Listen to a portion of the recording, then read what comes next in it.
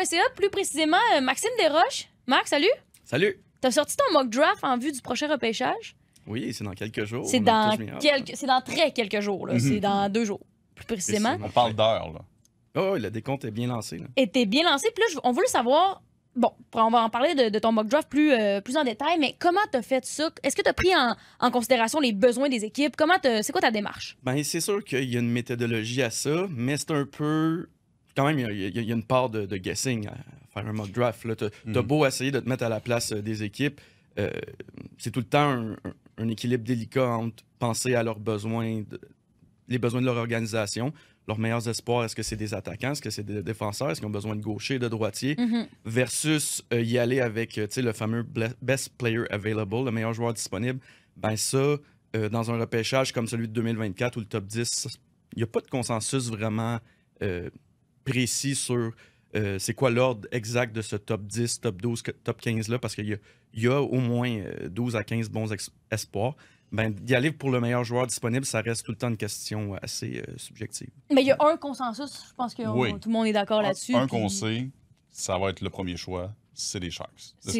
Ouais, je pense que, comme je disais dans mon mock draft, je pense que depuis le 7 mai à 19h45, quand ils ont su que c'était eux qui avaient le premier choix, ben, ils ont fait imprimer des Celebrini sur le derrière du maillot des Sharks. Là, il n'y aura pas de suspense. Celebrini, c'est un centre numéro 1 en devenir. C'est un gars qui est complet. C'est impressionnant. Un gars à 17 ans qui gagne le trophée Hobby Baker dans la NCAA. Il y a eu Fantilli, il y a eu Eichel, mais c'était des gars qui ont fait ça à 18 ans. Celebrini a fait ça presque... Non, entièrement à 17 ans. Mais c'est un gars qui est né en juin. Fait que c'est super impressionnant. Puis les Sharks, tant mieux pour eux, ils en ont besoin... d'aller chercher un gars qui va être leur centre générationnel pendant des années. Est-ce que c'est justement un centre générationnel? Sa grande force, c'est quoi? Sa vitesse, son tir? C'est-tu un gars qu'on peut comparer à un Connor Bedard ou un peu moins? Ou on va... Ben, tu peux comparer certaines phases de leur jeu, mais je pense que ce qui fait de Celebrini un joueur de concession potentiel, c'est justement qu'il n'a pas beaucoup de faiblesses. C'est un gars qui a une excellente vision du jeu, qui n'est pas aussi marqueur que Connor Bedard. Et c'est peut-être là que... il n'est pas aussi électrisant. C'est peut-être pas le gars qui va déjouer le même gars 3 fois pour le narguer avant de la loger top net. Quoi qu'il va peut-être le faire une couple de fois dans sa carrière. Là, mais, il va te faire mentir. Il est aussi bon passeur que Bédard. Très bon patineur.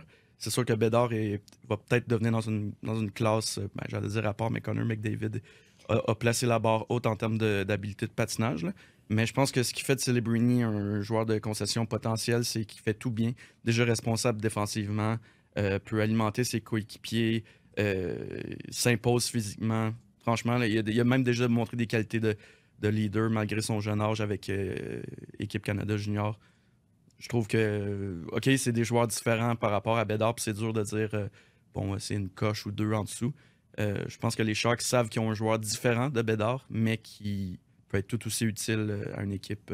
Et au-delà des 82 matchs, aussi en éliminatoire. Là. Et là, à partir de la deuxième position, là... C'est ça que je suis en train de regarder. Là. C'est là que ça devient un peu... Ben, non, deuxième, il y en a beaucoup aussi dans... Button l'a mis deuxième aussi, The Athletic l'a mis deuxième, Elite Prospect. Il y en a eu pas mal de mock draft dans la dernière Oui, 100%. Mais c'est entre le 2 et le 3. Fait que ça là aussi, je pense qu'il y a quand même pas consensus, mais pas loin. C'est Artyom Levchinov. Ouais, défenseur. C'est super bien prononcé. De manière, l'accent biélorusse était là. Non, mais c'est ça, c'est un gars qui vient de la Biélorussie, qui est venu s'installer en Amérique du Nord il y a 2 ans. Un défenseur droitier qui a étonnamment dominé dans la NCAA. Un gars qui s'est pointé l'an passé en USHL, a bien fait, a décidé de se joindre tout de suite à la NCAA, a super bien fait. Bon gabarit à 6 pieds 2, plus de 205 livres, je pense. Les Hawks semblent aimer beaucoup. Puis, la question est de savoir, pour beaucoup de gens, est-ce qu'ils préfèrent vraiment Lev Shunov à Ivan Demidov, qui est un autre joueur représenté par la même agence. C'est 2 gars qui se connaissent bien parce qu'ils ont le Gold Star Hockey, les représente les 2. Mais c'est ça, Demidov, il y a le facteur électrisant, sauf que tout ce qu'on raconte en ce moment, c'est que les Hawks sont en amour avec ce défenseur Lev Shunov. Oui, j'allais dire, est-ce que là, il va devenir automatiquement presque le défenseur numéro 1 des Blackhawks ou il doit être dans le top 4 en début de saison, selon toi? Je pense qu'ils vont le laisser jouer une année de plus en NCAA. Je peux me tromper. OK. Je pense. Tu sais, il est déjà arrivé des situations où, mais de plus en plus, en fait, là, les gars du top 5 font l'équipe en partant. Je sais pas s'ils veulent le brusquer à ce point-là, mais il joue vraiment une pro game déjà, j'avoue, pour un gars qui est en Amérique du Nord depuis seulement 2 ans. Là. Mais tu sais, les Blackhawks, ils n'en ont pas besoin la saison prochaine directement. Non. Pour l'instant, je pense qu'ils vont se contenter de développer Korchinski, qui est gaucher. Alex Vlasic, qui est aussi gaucher. Seth Jones est encore là. C'est pas pressant pour eux d'avoir Levchunov. Je pourrais me tromper puis il pourrait se retrouver à jouer 20 minutes par match l'an prochain. Mais je trouve que ce genre de gars, qui, étant donné qu'il est arrivé aux États-Unis il y a seulement 2 ans, ça pourrait être payant de le laisser dominer. Maturer, c'est ça. Il y a plusieurs phases de son jeu qui sont déjà quand même à la hauteur à 18 ans, mais ça c'est un peu d'assaisonnement. Il pourrait se débrouiller, mettons, dans la ligue s'il oui, c'est sûr, surtout qu'avec ce physique-là, c'est pas un joueur qui distribue les mises en échec à pu finir, mais il est solide sur ses patins, puis il s'en laisse pas imposer dans les coins non plus. Là. Au 3e rang, Doug Zenheim, t'as choisi... Moi, je pense que je suis tout seul. J'ai pris Caden Lindstrom. Oui, t'es tout seul. C'est toutes 4 ou 5 les autres que j'ai notés, là. C'est peut-être un peu de l'amour que je porte pour Lindstrom personnellement. Je trouve que c'est un joueur au profil qui est quand même assez unique. Peut autant jouer centre qu'ailier, déborde d'énergie, a travaillé sur son coup de patin au point où il patinait des cercles autour dans l'échantillon de match qu'on a eu de lui dans la WHL, là, parce que c'est pas facile d'évaluer un joueur qui a raté les 2 derniers tiers d'une saison. C'est ça aussi, là, ces blessures, je pense que ça inquiète quand même beaucoup de ce que j'ai lu. Oui, exact. Il y avait une hernie. Deux hernies discales. Non, pas 2 hernies discales, mais 2 blessures séparées. Okay. Il y a eu une main, fracture à une main, puis le dos qui est peut-être un peu plus inquiétant. Oui, parce que... Il y a eu l'idée que peut-être qu'ils ont transmis le bilan médical, puis que ça calme les inquiétudes. Je suis pas certain à quel point ça les calme, mais moi, je trouve que juste en termes de potentiel, puis à quel point Lindstrom peut être un joueur au profil assez unique dans la ligue, là. Frappe, tout ce qui bouge, lance bien, peut transporter la rondelle, a de bonnes mains. Je sais pas, il y a quelque chose de lui qui me fait dire que les équipes, puis les Ducks, qui ont une tendance à aller vers... Ils sont prêts à aller contre la croyance populaire. Tu sais. L'an passé, tout le monde pensait qu'elle allait prendre Fantilli. Ouais. Puis ils sont allés vers Carlson alors que... T'avais dit pas un mauvais choix du tout. Là, dans notre YouTube Live, t'avais exactement dit que selon toi, Anaheim s'en allait vers Leo Carlson. Puis c'est exactement ce qui s'est passé. Écoute, si les j'ai confiance. Je pense que je vais être béni des dieux. Il appartient au top 5, mais étant donné ce qu'ils ont dans le pipeline, dans leur bassin d'espoir, ça serait peut-être de trop apporter à leur top 6 offensif et de pas assez penser peut-être à leur relève à la ligne bleue. Mais moi, là-dessus, je suis juste allé pour mon amour pour Caden. T'es les émotions. Ouais. Parlant de ligne bleue, Ziv Biom. Moi, je voulais te le laisser le prononcer parce que je sais jamais comment prononcer ce gars-là. Il y a trop de lettres. Ouais, je vous ai toutes laissé faire. Ziv, comment? Ziv Bouillon. Bouillon. Ouais. On va savoir. Comme Francis Bouillon. Mais qu'un ouais, ça s'apparente beaucoup. 4e, tu l'as mis 4e dans ton mock draft. Oui, ben ça, avec le recul, j'aurais possiblement donné Anton Slay. Il y avait un autre russe aux Jackets. Mais on dirait qu'au moment où j'ai fait le mock draft, je me disais, Don Waddell vient juste d'être embauché. Son objectif, c'est d'amener de l'aide immédiate, jeune et prête à aider rapidement l'équipe. Puis d'aller vers un gars qui joue pour le Torpedo en KHL avec les risques que ça comporte. Est-ce que c'est vraiment le statement qu'un DG veut faire à son arrivée? Avec une équipe qui veut remonter au classement, là, qui veut pas rester... Il n'y a personne qui veut rester trop longtemps, mais il y a des équipes qui sont peut-être un petit peu plus... patientes. C'est ça, décidées à patienter que les Jackets. En ce sens-là, je leur ai donné Bouillon, qui est un excellent défenseur complet, mobile. Tu sais, un peu... j'ai envie de dire Lane Hudson, mais avec quelques pouces, quelques livres de plus, parce que c'est un défenseur des plus agiles. Là. C'est le genre de gars qui... bon patineur aussi. Bon patineur, surtout en agilité, en vitesse Correct. Il fait ce qu'il peut, mais c'est ça. Mais c'est... Il fait ce qu'il peut pour être le 4e choix au total dans ton mock draft. C'est quand même pas pire. Ah Ouais. Non, mais c'est surtout en termes de qualité latérale à reculons aussi. Excellent à la ligne bleue pour arrêter les jeux adverses. Son jeu défensif est sous-estimé. Il y en a qui disent bon, Bouillon est 6 pieds, 185 livres. C'est pas si gros que ça. Mais le hockey moderne de la LNH, ça laisse un peu de place à des joueurs comme ça qui réussissent à s'imposer défensivement, même s'ils n'ont pas le gabarit. Donc, Bouillon, 4e rang. Ouais. Là, ça laisse la place au 5e rang pour qui, Max? Moi, j'ai choisi Ivan Demidov pour le CH.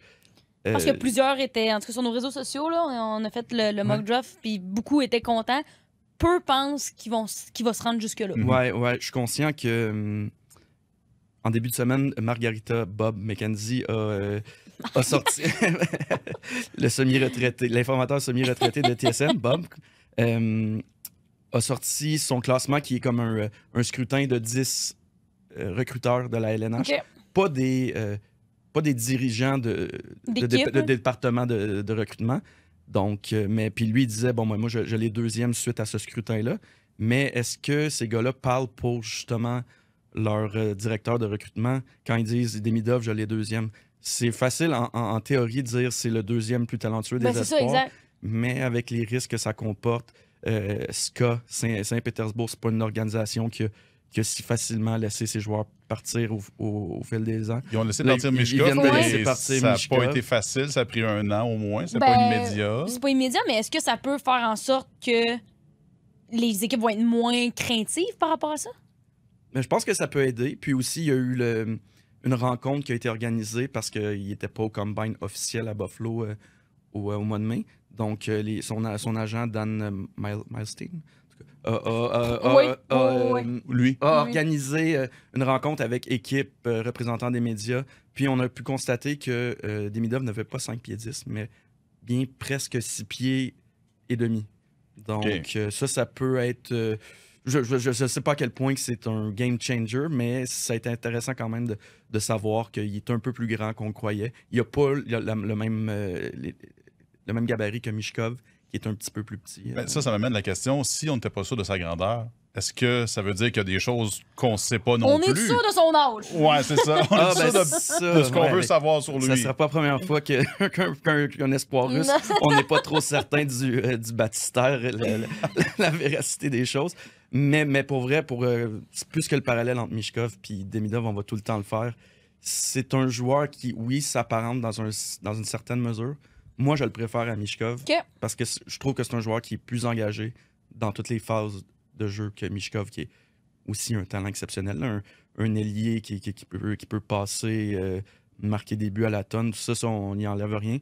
Mais je trouve que Demidov, il y a une hargne dans son jeu qui n'est pas là pour Michkov. Puis c'est la raison pour laquelle je pense que si le CH est confiant au niveau de ce que ça implique contractuellement, il y a le genre de profil que tu dis, OK, c'est pas juste pour ses habiletés offensives qu'il pourra avoir une place dans la LNH, c'est aussi parce que son jeu d'ensemble est à point. Ça a tellement fait jaser l'année dernière de ne pas prendre Michkov, puis on a tellement besoin d'attaque dans cette équipe-là en termes d'espoir, surtout. J'ai pas l'impression qu'ils peuvent passer à côté s'il est encore disponible 5e. Ouais. Je pense qu'ils peuvent pas passer à côté. Il y a tout le temps un jeu d'un peu d'écran de fumée là, qui est juste sûr que dans les coulisses, le CH fait comme ça se peut qu'on regarde vers un défenseur si notre gars n'est pas pris. Mais il y a des chances qu'il ait vraiment envie de mettre la main sur Demidov. Je pense que de ce que je lis, il aime beaucoup Lindstrom aussi. Moi, je l'ai 3e, mais je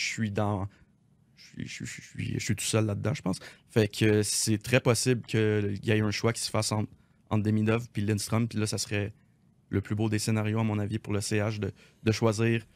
ça serait gagnant-gagnant. Qui leur staff a le plus apprécié entre ces deux patineurs-là dans la dernière année. Ouais.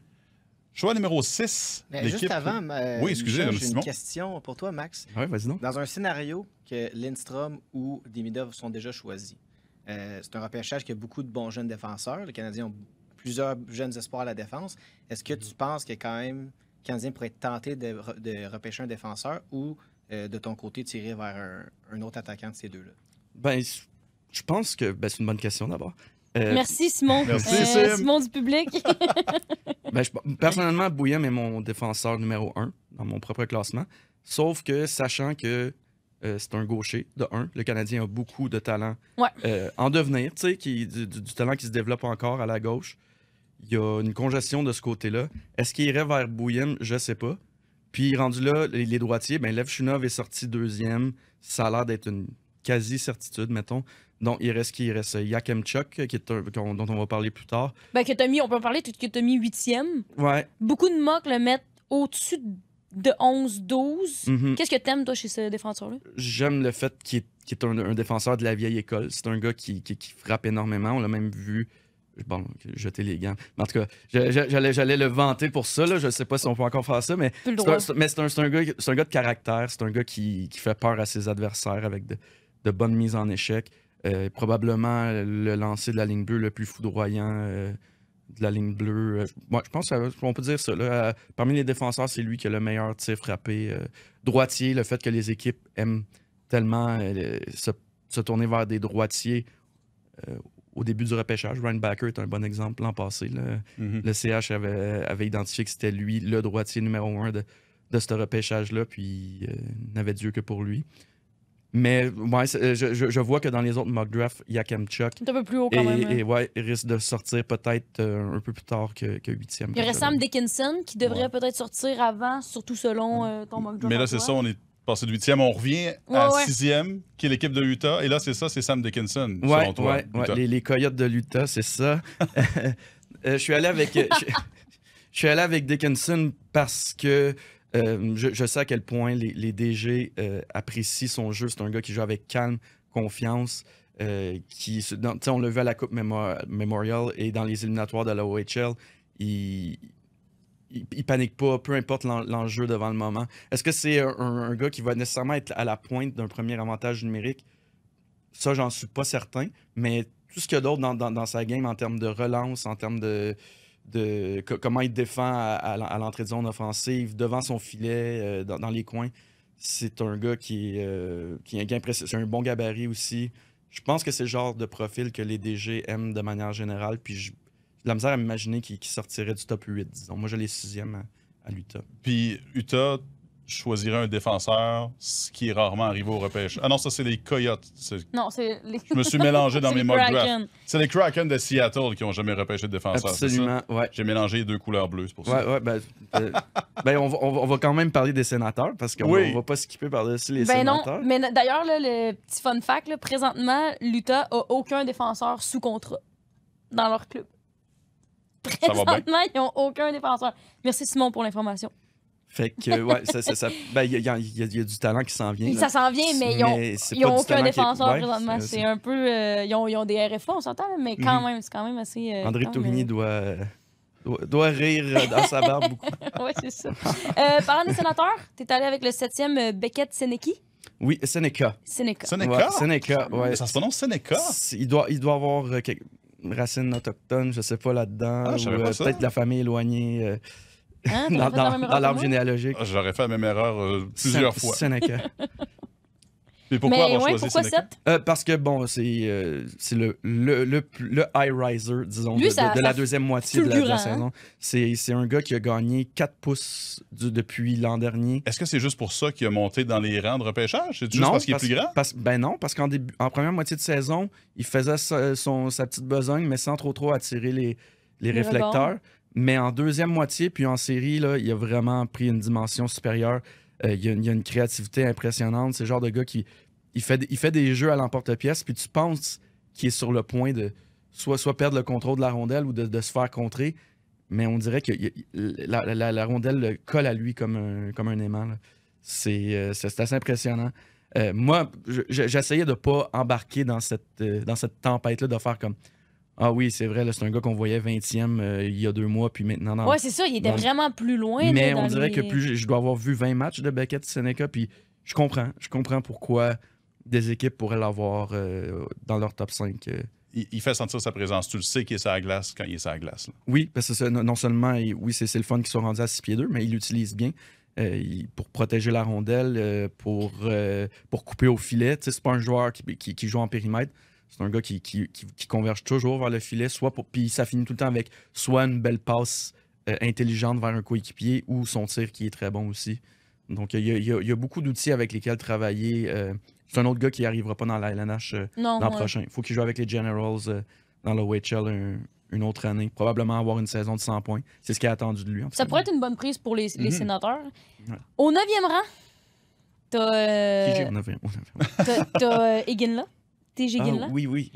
Là, il y a un fit. Avec les Les Flames. Mais il y a quand même eu quelques mock drafts que j'ai vu qu'il plaçait au 5e rang ou pas loin avec les Canadiens. Est-ce que vraiment il pourrait se rendre jusqu'au 9e pour aller avec l'équipe de son père? Mais c'est un joueur qui est tellement facile à apprécier, TJ Iginla, que on dirait que je le sais qu'il va sortir top 10 parce que il va faire le bonheur de quelqu'un. C'est sûr que les Flames, c'est un ailier, il n'a pas un disponible. grand gabarit, mais il apporte tellement en termes de combativité, en termes d'intelligence du jeu. C'est l'ailier qui gagne le plus ses batailles à 1 contre 1 dans les coins, même s'il fait à peine 6 pieds 1, si je suis généreux. Il y a un des meilleurs arsenals de tir dans la ligue. T'sais, autant tir frappé que tir balayé, tir des poignets. Bref, il retient de son père. Ouais, ben si on veut, mais c'est ça la crainte. Hein? Si les Flames se tournent vers lui puis qu'il y a trop l'idée De comparaison. que Jarome, numéro 2, est arrivé avec le club, ben ça marchera pas. Mais de le voir aller dans la dernière saison à Kelowna, on dirait que il m'a convaincu qu'il fait sa propre petite affaire. Là. C'est un gars qui prend rien pour acquis. C'est un gars qui sait que même si son père est un Hall of Famer, ben il faut qu'il mette les bouchées doubles. Puis oui, il a le talent, mais c'est surtout la hargne dans son jeu, puis le fait qu'il n'arrête pas un instant là, durant une présence, qui me disent qu'il y a de quoi en faire un top 10. Ça serait beau avoir un autre Iginla à Calgary. Ça Ouais. fitterait dans le mock Ben, draft. puis en que t'as plus, fait, il serait choisi par Craig Conroy qui a joué plusieurs C'est vrai. saisons. Ah, c'est trop, avec, Jarome. c'est trop parfait, ça marchera pas, il va être repêché avant. Checkez Bon. bien ça. Ah, mais Moi, en fait, je connais tout ça. j'aurais pu donner bien des joueurs aux Flames parce que cette organisation-là est un petit peu sa pente descendante. Là. Mais- Il manque de beaucoup de choses en termes de relève chez les On Flames. en a parlé un petit peu tantôt, mais Anton Slayev, que tu as mis 10e, est-ce que tu le verrais peut-être 9e s'il est disponible ou vraiment ça serait plus avec les Devils que tu le verrais sortir? Ben, écoute, je pense que j'admets un petit peu mon tort de ce côté-là Même avec Silayev. Plutôt que. Je pense que les équipes ont pas tant d'interrogations. Plus je lis à ce sujet-là dans les heures qui mènent au repêchage, oui, il y a tout le temps le mystère. Ils jouent dans la KHL, est-ce qu'ils vont le laisser partir bientôt? Mais le Torpedo, j'oublie le nom de la ville, je m'excuse, mais n'est pas une équipe Regarde, on va aller chercher ça. qui fait la vie dure tant que ça aux équipes de la LNH pour, OK. en termes de signature de contrat, puis le laisser filer. Fait que, Le torpedo de Nijni Novgorod. Ouais, oh, c'est bon! c'est... Merci. Non, c'est un 11 sur 10 pour la prononciation. Mais Anton Silayev, tout ce que je lis de lui, c'est qu'il est grand puis il patine vite, puis qu'il faut qu'il améliore son côté c'est ça. offensif. Ouais. Et si c'est juste ça qui est intéressant, qu'il soit grand puis qu'il patine vite, est-ce que c'est assez intéressant pour le repêcher top 10 et même plus haut? C'est ce qui fait que certains experts, à mon sens, l'ont 3e, 4e. Pas dans un mock draft, en général, quand ils classent les espoirs. D'espoir, ouais. Mais il y en a d'autres qui l'ont 12e. C'est est-ce que tu préfères y aller vers un gars qui a 2 ou 3 qualités qui sont élites? Être mesuré 6 pieds 7, c'est une qualité élite, j'imagine. Mais qui se développe pas aussi. Mais un des meilleurs patineurs du repêchage, toutes positions confondues, quand tu mesures 6 pieds 7, c'est pas rien, tu sais. Ouais. Puis c'est un gars qui a pas mal paru en KHL, qui est dans la... Si on fait une hiérarchie des meilleures ligues au monde, là, la KHL est dans le top 3, là, tu sais. Il y a la Ligue Puis il est nationale, puis c'est ça, il a fait tout ça au moment de faire la transition entre 17 et 18 ans, donc il y a de quoi travailler là, mais effectivement, quand tu regardes son jeu offensif, il envoie des rondelles au filet, il garde ça simple, mais en même temps, tu vois qu'il a le sens du jeu pour ajouter un petit peu à ça. Là. Et là, toi, tu l'envoies au New Jersey, mais ils ont déjà Nemetz, ils ont déjà Hamilton, ils ont déjà Hughes, ils ont déjà plusieurs bons jeunes défenseurs. On oublie peut-être aussi. Ouais. Ça fait pas un autre défenseur de plus, de trop? C'est une bonne question, Michel. Puis je te répondrai à ça que j'ai l'impression que les Devils vont peut-être pas repêcher au 10e rang.